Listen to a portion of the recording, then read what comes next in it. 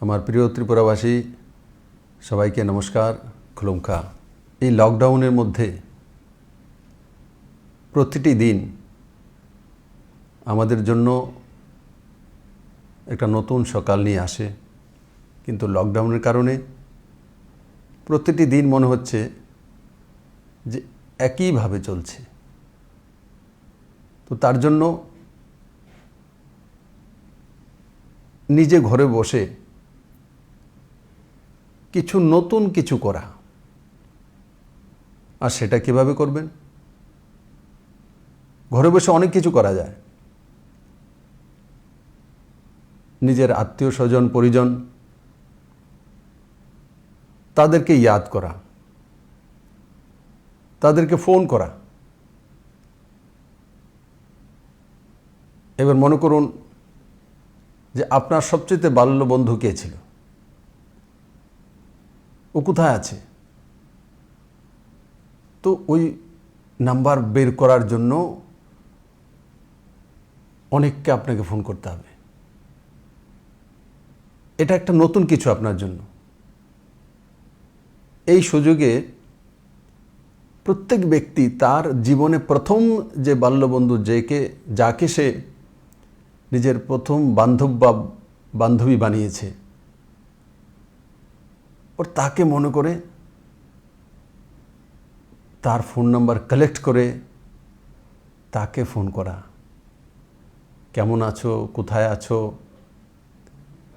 হয়তোবা কেউ ভারতে আছে, কেউ হয়তোবা আপনার সঙ্গে আপনার গ্রামেই আছে, কেউ হয়তো ভারতের বাইরেও আছে। বললেই নাম্বারটা আপনার কাছে চলে আসবে তেমন নয়। তার জন্য একটা এক্সারসাইজ করতে হবে। তো ঘরে বসে নতুন কিছু একটা করলেন। তার আগে আমি আপনাদেরকে বলেছিলাম যে আপনারা জীবন পরিচয় লিখুন, বুকস লিখুন। আজকে বলছি জীবনে প্রথম বন্ধু বা বান্ধব যে আছে তাকে খুঁজে বের করুন, তাকে ফোন করুন, তার বসে জানুন। নতুন কিছু হলো। আমি আশা করি আপনারা এই কাজটা করবেন। খুঁজে বের করুন জীবনের প্রথম বন্ধুকে। দায়িত্ব নিয়ে নিন ত্রিপুরার সমস্ত মানুষ। বের করা, কি করছে, ভালো আছে তো? এই লকডাউনের মধ্যে সে কোথায় আছে? তার ফ্যামিলি কেমন আছে? তার মা বাবা কেমন আছে? আমরা সবাই যদি এই কাজটা করতে পারি, আমরা বলি সৌহার্দ্যপূর্ণ মানসিকতা হওয়া উচিত, সবাই একত্রিত থাকা উচিত। এই তো সুযোগ। কমসে কম এক এক ব্যক্তি এক এক বন্ধুকে বের করা, এই কাজটা করুন। এটা একটা নতুন অধ্যায়। বন্ধুরা, ত্রিপুরা সরকার প্রথম 15 দিনের জন্য ইপিডিএস সিস্টেমে যারা বিপিএল, অন্তত পরিবার, প্রায়োরিটি হাউসহোল্ড, তাদের 15 দিনের জন্য রেশনিং সিস্টেম ফ্রি করে দিয়েছিল, 15 ডেজ। কিন্তু তার মধ্যে দেখা গেছে যে সরকার বিভিন্ন ইপিডিএস সিস্টেম রেশন শপে মজুদ ঠিকভাবে করে নিয়েছে। আমরা বলেছি যে 1 মাসের চাইলে 1 মাসের দিয়ে দিন, কিন্তু আমরা প্রথম বলেছি যে 15 দিনের জন্য ফ্রি দেওয়ার জন্য। কিন্তু যখন 1 মাসের নিয়ে গেছে, তো 15 দিনের তো ফ্রি, বাকি 15 দিনের পয়সা জমা করতে হয়েছে আমার ত্রিপুরাবাসীকে। সরকার তো 15 দিনের ফ্রি ঘোষণা করেছিল, কিন্তু 30 দিনের একসঙ্গে আপনি তুলে নেওয়ার কারণে আপনাকে সেই 15 দিনের পয়সা দিতে হয়েছে 2 টাকা করে প্রতি কিলো। তো সেটার পয়সা সরকার প্রত্যেক ব্যক্তির অ্যাকাউন্টে আবার পাঠিয়ে দেবে। আর তার সঙ্গে সঙ্গে সরকার এটাও সিদ্ধান্ত করেছে, এপিএলের মধ্যে যে গরিব 50,000 ফ্যামিলি, প্রায় 50,000 ফ্যামিলি, তাদের জন্য ঠিক এইভাবেই 1 মাসের ফ্রি যে রেশনিং সিস্টেমটা রাজ্য সরকার দিয়ে দিচ্ছে। ত্রিপুরা ভবন দিল্লি, ত্রিপুরা ভবন আসাম, ত্রিপুরা ভবন কলকাতা, ওখানে আমার অনেক ভাই বন্ধু মায়ের আটকে গেছে, অথবা দিল্লিতে গিয়েছে, ওখান থেকে আসতে পারেনি। তো আমরা এটাও সিদ্ধান্ত করেছি রাজ্য সরকার এই ভবনগুলোর মধ্যে যারা ত্রিপুরার লোক আটকে গেছেন তাদেরকে খাওয়া দাওয়া এবং থাকার কোনো পয়সা দিতে হবে না, সম্পূর্ণ পয়সা রাজ্য সরকার উঠাবে।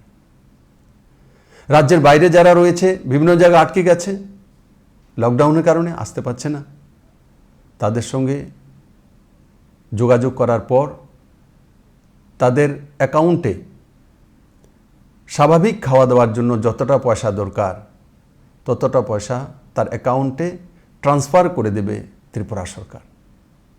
এমনকি আসামে হোটেলে রয়েছে, আসাম সরকারের সঙ্গে সম্পর্ক করা হয়েছে, কিন্তু সেটা বাস্তবে সম্ভবপর হয়নি। কিন্তু রাজ্য সরকার আজকে সিদ্ধান্ত নিয়েছে যে বিভিন্ন প্রান্তে যারা হোটেলে রয়েছে তাদের মিনিমাম একটা যাই হোটেলের খরচা আছে তার খাওয়া দাওয়া এবং যে থাকার খরচা সেটাও রাজ্য সরকার উঠাবে।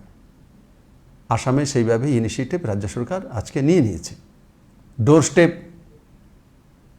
ডোর স্টেপে পাঠানোর জন্য আজকে রেজুলেশন করেছি আমরা। এনএসএসের জওয়ানরা হোক, ভাই বোনেরা, বিভিন্ন ভলেন্টিয়ার্স, বিভিন্ন সোশ্যাল অর্গানাইজেশন, আজকে এটাও আমার কাছে ভালো লেগেছে, কিছু ক্লাব একত্রিত হয়েছে আগরতলাতে এবং এই সেবায় নিজেদের ভলেন্টিয়ারদের নিয়োজিত করার সিদ্ধান্ত নিয়েছে। এই যে চেইন, ডোর স্টেপে সবজি পৌঁছে দেওয়া, ডোর স্টেপে অন্যান্য সুবিধাগুলো পৌঁছে দেওয়া, সেগুলোর মধ্যে ওনারা কাজ করবেন। সমস্ত ত্রিপুরাবাসীকে বলবো, যারা বুজুর্গ আছেন বিশেষ করে বাড়িতে, মাসিক হয়তো একটা ওষুধ খেতে হয়, আপনাদেরকে নিতে হয়, কেউ বিপির দাবাই নিতে হয়, কেউ হয়তো বা ইনসুলিন নিতে হয়, এগুলো দৈনন্দিন লাগে। এগুলো ইআরএস সিস্টেম, আমাদের যে নাম্বারটা রয়েছে 112, তার মধ্যে আপনারা ফোন করুন, তো আপনার হোম ডেলিভারির ব্যবস্থা রাজ্য সরকারের তরফ থেকে করে দেওয়া হবে। বিভিন্ন মেডিসিনের দোকান, গ্রসারির দোকান, তার ফোন নাম্বার লিফলেটে তৈরি করে পাঠানোর জন্য রাজ্য সরকার সিদ্ধান্ত নিয়েছে, যাতে বাড়ি থেকে ফোন করে আপনি পার্সেলের বন্দোবস্ত করতে পারেন। এই কাজগুলো নতুন সিদ্ধান্ত নিয়ে ত্রিপুরা সরকার করছে। এডিসির মধ্যে স্পেশাল ড্রাইভের জন্য রাজ্য সরকার সিদ্ধান্ত করেছে। তার মধ্যে যেখানে যেখানে জলের প্রবলেম হচ্ছে, ওর খাদ্যান্ন যেটা ইপিডিএস সিস্টেমের মাধ্যমে, রাসায়নিক সিস্টেমে, সেটা বিভিন্ন জায়গাতে পৌঁছেছে এবং আরও সুচারুভাবে কীভাবে করা যেতে পারে সেই বিষয়ে এডিসির সিও এবং এডিসির চিফ যে রয়েছেন ওনাদের সঙ্গে রাজ্যের চিফ সেক্রেটারি মিটিং হয়েছে এবং রাজ্য সরকার সেই দিশাতে দৃঢ় নিষ্ঠার সঙ্গে কাজ করছে। কোভিড-19 মানে করোনা ভাইরাসের সম্বন্ধিত সেই কর্মযজ্ঞে ভাগ নেওয়ার জন্য PM KS, PM relief fund, CM relief fund এবং এসডিএম এর মাধ্যমে বিধায়করা 10 লাখ টাকা পর্যন্ত এককালীন ওয়ান টাইম রিল্যাক্সেশন, সেটা রাজ্য সরকার ক্যাবিনেট সিদ্ধান্ত করেছে, যাতে এই সময়ে সমস্ত বিধায়করা মানুষের পাশে দাঁড়াতে পারে। বিভিন্ন ধর্মীয় প্রতিষ্ঠান রয়েছে, তার মধ্যে কিছু কিছু ভক্তজন আটকে গেছে। আজকে রাজ্য সরকার সিদ্ধান্ত করেছে রাজ্যের যে কোনো প্রান্তে যে কোনো ধর্মীয় প্রতিষ্ঠানগুলো রয়েছে, যেখানে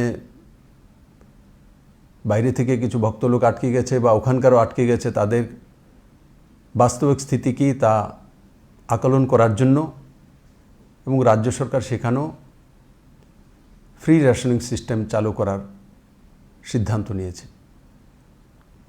আমি আশা করি আমার সমস্ত ত্রিপুরাবাসী এই যে বিভিন্ন সিদ্ধান্তগুলি রাজ্য সরকার নিয়েছে সেগুলোকে ইমপ্লিমেন্ট করাতে সরকারের বিভিন্ন যে মাধ্যমগুলি আছে তার সঙ্গে সহযোগিতা করা, কারণ এপিএল এর মধ্যে যারা গরিব আছে তাদেরকে বের করা, তো আপনাদের সাহায্য চাই, আপনাদের সহযোগিতা চাই। ওর আবারও বলবো, সোশ্যাল ডিস্টেন্স মেনটেন করা। বাজারহাটে যাচ্ছেন যখন, তখন বাজারহাটগুলো মেইন বাজার থেকে সরিয়ে আস্তাবল ময়দানে আনা হয়েছে, কোথাও বড় ফিল্ডে আনা হয়েছে।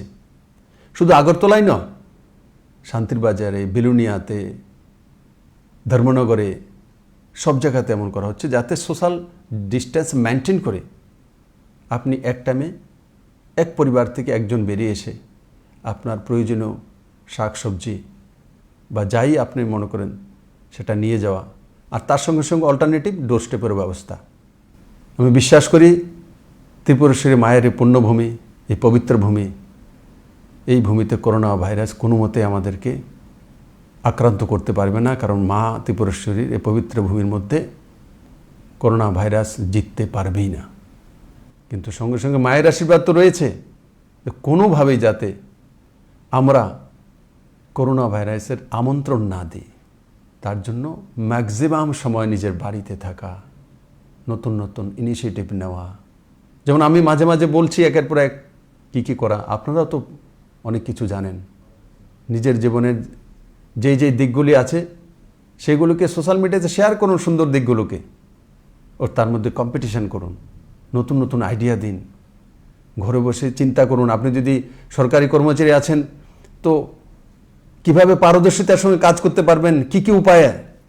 কেউ বিজনেসম্যান আছেন, আগামী 1 মাস পর আমি বিজনেস কিভাবে বাড়াবো, এই 1 মাসেতে আমার লোকসান হলো, সেটাকে ভরপাই কিভাবে করব, তার উপায় কি রাস্তা হতে পারে, দেখবেন রাস্তা বেরিয়ে আসবে আপনার কাছে। কেউ স্টুডেন্ট বাড়িতে বসে আছে, এক্সাম দিতে পারেনি 12-এর, তো তার জন্য আরও সুন্দর প্রিপারেশন নেওয়া। কেউ সঙ্গীত শিল্পী, কেউ নাট্যকার, তার প্রফেশনে যেতে পারছে না, কেউ কাঠমিস্ত্রি, কেউ রাজমিস্ত্রি। তো যেই ঘরটা আপনি তৈরি করছেন সেই ঘরটা আরও কোন ডিজাইনে সুন্দর করা যেতে পারে তার কল্পনা করুন। হ্যান্ডিক্রাফটে ত্রিপুরাতে প্রচুর কাজ হয়, তাকে ন্যাশনাল টেস্ট কিভাবে আনা যায়। রেশা তৈরি জনজাতিরা তৈরি করে, এই রেশা কিভাবে গুজরাতে পৌঁছে দিতে পারি। গুজরাতিরা এই রেশার মধ্যে কোন জিনিসটা যদি আমরা অ্যাড করি তবে ওরা পছন্দ করবে, পাঞ্জাবের লোক পছন্দ করবে, তাদের কাছে কিভাবে পৌঁছে যাবে, তার কি রাস্তা, ঘরে বসে বসে সেগুলো চিন্তা করা। কোনো বেরোজগার ভাই আছে তো তার চিন্তা করা বসে বসে কীভাবে আমি নিজেকে সেলফ এমপ্লয়মেন্টে নিয়ে যেতে পারি, তার জন্য কি করতে হবে, কিভাবে করব, সাজেশন নেওয়া, বলা, কথাবার্তা বলা। কেউ প্রতিষ্ঠিত ব্যবসায়ী এখন লকডাউনকারীতে কারণে বাড়িতে বসে আছে, যদি বাবার বন্ধু হয়, জানাশোনা হয়, তো ওনাকে ফোন করা, কাকু বলুন তো আপনি বিজনেসটা কীভাবে করছেন, ওনার কাছ থেকে টিপস নিয়ে নিন, এটা আপনার কাজে লাগবে। এটা লকডাউন না হলে পেতেন না। লকডাউন হয়েছে নরেন্দ্র ভাই মোদী দেশকে রক্ষা করার জন্য করেছে। 130 কোটি বাসীর দেশ এই দেশ। কত বড় রিস্ক নিয়েছেন উনি, কত বড় আর্থিক ক্ষতি হচ্ছে আমাদের, তার মধ্যে দিয়েও মাননীয় প্রধানমন্ত্রী নরেন্দ্র ভাই মোদী হিম্মত করে 1,70,000 কোটি টাকার বাজেট করে ভারতবাসীর জন্য দুয়ার খুলে দিয়েছেন। উনি একবারও পেছনের দিকে চিন্তা করছেন না যে কি হবে, উনি সেটা চাইছেন যে এখন কিভাবে তার সঙ্গে মোকাবেলা করতে পারবো। বর্তমানকে জিততে হবে, বর্তমান জিতলে ভবিষ্যৎ নিশ্চিত তার সামনে আসবেই আসবে। তো বর্তমানের কথা চিন্তা করে নরেন্দ্র ভাই মোদী এই ঐতিহাসিক পদক্ষেপগুলি নিচ্ছেন। কেউ কোনোদিন দেখেছে এমন প্রধানমন্ত্রী সারাদিন পরিশ্রম করার পর, সারাদিন ভারতবাসীর জন্য কাজ করার পর বলছে সম্বোধন করার সময় আমাকে মাফ করে দিন, কাজ আমাদের জন্য করছে আর বলছে আমাকে মাফ করুন আপনারা। বন্ধুরা, নরেন্দ্র ভাই মোদী যে আপিলটা করছে আমাদের সন্তানের জন্য, আমাদের পরিবারের জন্য, ভারতবর্ষের জন্য, আমাদের জীবনকে রক্ষা করার জন্য, আমি আশা করি যে সহযোগিতার হাতগুলি আমরা রাজ্য সরকারের তরফ থেকে এবং কেন্দ্র সরকারের তরফ থেকে বাড়িয়েছি, তার মধ্যে ভুল ত্রুটি হতেই পারে। বাড়িতে হয়তো বা ডেলি আপনার ছেলে মেয়েকে দুধ, মাছ, মাংস দিয়ে ভাত খাওয়াতেন, এখন হয়তো মাছটা কমে গেছে, মাঝখানে হয়তো পেঁয়াজটা কমে যাবে, তার জন্য জীবন আটকাবে না। বাড়িতে কমসে কম লবণ, চাউল আর গ্যাসের চুলাটা থাকুক, অতটা থাকলে ত্রিপুরাবাসী নিজের জীবন চালিয়ে যাবে। আমি কিছু ডাক্তার বা তাদের পরিবারের লোকেদেরকে ফোন করি, সারাদিন পরিশ্রম করছে, হসপিটালে পড়ে থাকে, একবার দেখি, জানি কি করছে, কিভাবে করছে। অনেকের সঙ্গে কথা হয়েছে, তার মধ্যে এক ডাক্তার মহিলা তো বলছে, স্যার আমি হোম কোয়ারেন্টাইনে রয়েছি। তো আমি বললাম কেন? বলে, স্যার আমি একটু পরিবারের সঙ্গে বাইরে গিয়েছিলাম, তো আসার পরে আমি কোয়ারেন্টাইনে চলে গেছি। और 2 তারিখ থেকে আমি জয়েন করব, কারণ কি কালকে 31 তারিখ আমার 14 দিন পূর্ণ হয়ে যাবে। তাই আমি কেমন আছো বলে ভালো আছি স্যার। তাই আমি বললাম আসার পরে হাজব্যান্ড কেমন আছে, ওর সঙ্গে দেখা হয়েছে? বলে না স্যার, ও তো সোনামুড়াতে আছে, আমার সঙ্গে ফোনে কথা দেখা হয়নি এখনো পর্যন্ত, হোম কোয়ারেন্টাইনে রয়েছে। ও সেখান থেকে হাজব্যান্ডকে ফোন করে উৎসাহিত করছে, তুমি কাজ করো, মানুষের সেবা করো। তো এই যে সহযোগিতার মানসিকতা, এটা ত্রিপুরার মানুষের মধ্যে রয়েছে জন্মজাত। যারা এই সেবায় নিয়োজিত, পুলিশ, ডাক্তার, নার্সেস, বিভিন্ন টেকনিশিয়ানস, অ্যাডমিনিস্ট্রেশনের যারা অফিসার্স রয়েছেন, যারা তার সঙ্গে রয়েছেন, সাংবাদিক বন্ধুরা, ডিডাব্লিউএসের স্টাফরা, যারা এসেন্সিয়াল কমিটির মধ্যে কাজ করছেন, আমি সবাইকে বিনম্রভাবে ধন্যবাদ দেব যে এই কঠিন সময়ের মধ্যে নিজের পরিবারকে ছেড়ে আপনারা এই কাজটা করতে সক্ষম হয়েছেন। এবং আগামী দিনগুলোও তো এই সুন্দরভাবে কাজগুলো আমরা করব। আমি সবাইকে আবারও নিবেদন করব, করজোরে বাড়ি থেকে না বেরোনো, বাড়িতে থাকা, আর বাড়িতে থেকে কি কি ভালো জিনিস অন্যের কাছ থেকে শেখা, জানা, আর তাকে যখন লকডাউন শেষ হয়ে যাবে ইমপ্লিমেন্ট করে যতটা ত্রিপুরার আর্থিক ক্ষতি হয়েছে, যতটা ভারতবর্ষের আর্থিক ক্ষতি হয়েছে, সিদ্ধান্ত নিয়ে নেওয়া যে 1 মাস বা 21 দিন আমরা লকডাউন হয়েছে, তো আমি আগামী 22 দিনে সেটাকে রিকভার করব। আমি কোনো পোলট্রি বিজনেস করেছি, আমার লোকসান হয়েছে, তো 22 দিনে সেটাকে আমাকে তুলতে হবে। আর তোলার জন্য কি কি করব তার প্ল্যানিং এখন থেকে করে নিলে প্রত্যেক ব্যক্তি সাকসেস হবে। এবং যেটা আমি চাইছি, যেটা আপনারা চাইছেন, যেটা নরেন্দ্র মোদী চাইছে, ভারতকে সর্বশ্রেষ্ঠ দেশ বানানো, আর আমরা চাইছি ত্রিপুরাকে সর্বশ্রেষ্ঠ রাজ্য বানানো। আমি নিশ্চিত লকডাউনের পরে যে দৃশ্য আমি দেখেছি, মাননীয় প্রধানমন্ত্রী যখন আপিল করেছে জনতার কারফিউ, ইতিহাস সৃষ্টি করেছেন আপনারা, ইতিহাসের সাক্ষী ত্রিপুরাবাসীরা, প্রায় 100% সাকসেস। তাই যখন আমরা ইউনাইটেড আছি, একসঙ্গে আছি, এক মানসিকতা আছি, নিশ্চিত আমরা করোনাকে পরাজিত করব। সবাই সুখে থাকুন, ভালো থাকুন, সুস্থ থাকুন, ঘরে থাকুন, সোশ্যাল যে ডিস্টেন্স সেটা মেনটেন করুন। নরেন্দ্র ভাই মোদী, দেশের প্রিয় প্রধানমন্ত্রী, যে বিষয়গুলি তুলে ধরেছে সেগুলো এই সময়ের মধ্যে নিজের জীবনে লাগু করুন। সবাইকে অনেক অনেক ধন্যবাদ। জয় হিন্দ।